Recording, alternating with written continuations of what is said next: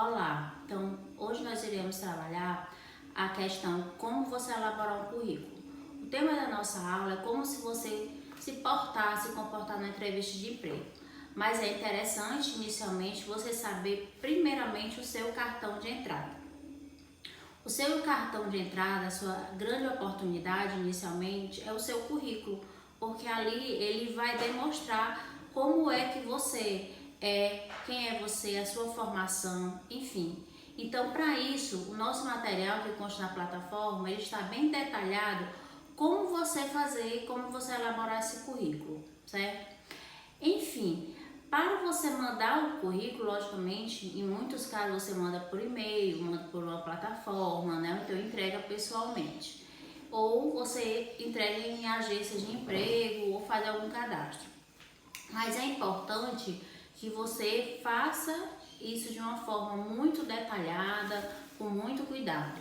Porque a primeira fase de eliminação é o currículo. O recrutador ele vai observar como é que está esse currículo, como é que está o desenvolvimento, como é que está a questão da escrita. Então, como eu coloquei no material, não pode ter nenhum erro, enfim.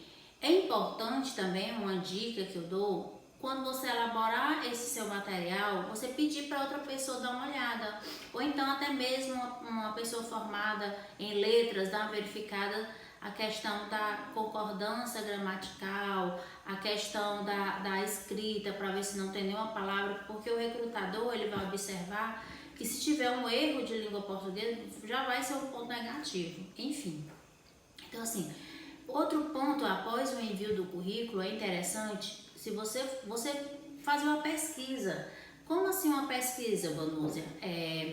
A pesquisa seria interessante em relação qual é essa empresa que você vai mandar o currículo, qual é a vaga que você quer, então detalhamento dessa vaga, observar se está dentro do seu perfil ou não, porque não adianta você ficar enviando em currículos aleatórios e você não pegar e não conhecer a empresa e não conhecer a vaga.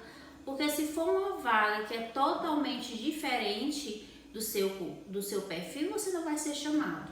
São poucas as empresas que dão oportunidade para pessoas que não têm experiência, então pessoas que estão fora do perfil.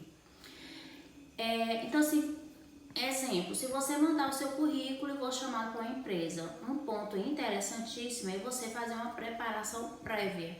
Então, tipo, como assim, Vanúzia?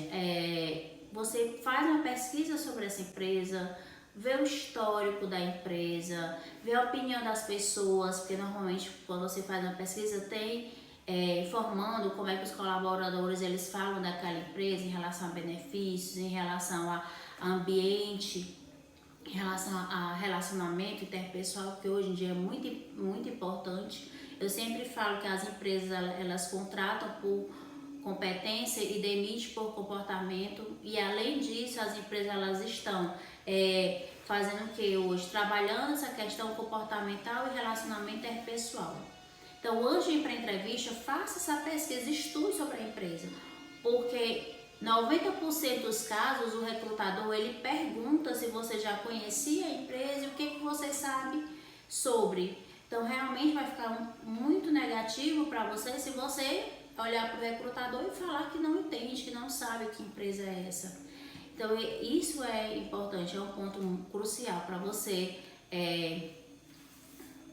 continuar. Depois disso, se você for chamado, ter a data, o horário para você ir para essa entrevista, então é interessante que você faça o quê?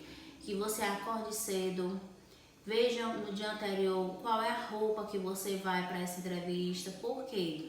Porque não adianta você não se preparar antecipadamente. Então tudo isso é uma preparação. Você treinar, se você não tiver alguém em casa que possa treinar, então é interessante que você treine na frente do espelho mesmo, como você estivesse na frente do recrutador.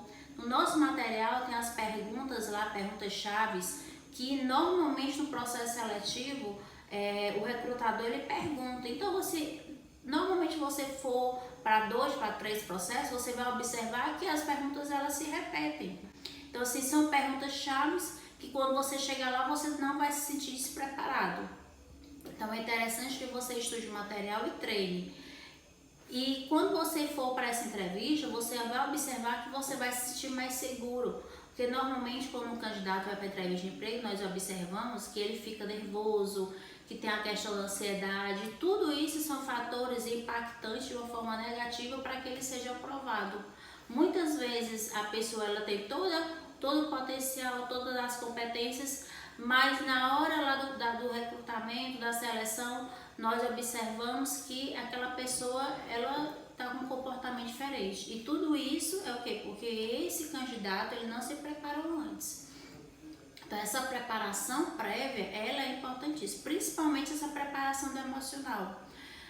Como eu estava falando, então é interessante que você estude as perguntas, é interessante que você veja a roupa adequada. Qual seria a roupa adequada? Se for mulheres, é interessante que você vá com a blusa mais fechada, não seja estampada, né? Uma cor leve, ou então um preto básico mesmo, tentar ir de calça, uma calça não colada, uma maquiagem, mas uma maquiagem leve.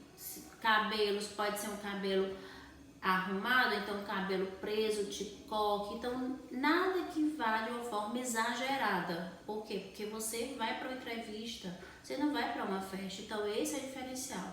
Já os meninos, né, tentar cortar o cabelo, né, se tiver barba, ir com a barba bem feita, uma blusa mais formal, se for uma blusa de tecido, uma blusa manga curta mesmo, ou então uma manga longa, mas nada que chame a atenção, uma cor neutra, uma calça jeans, mas nada dessas roupas que são roupas rasgadas, né, porque também não é bacana.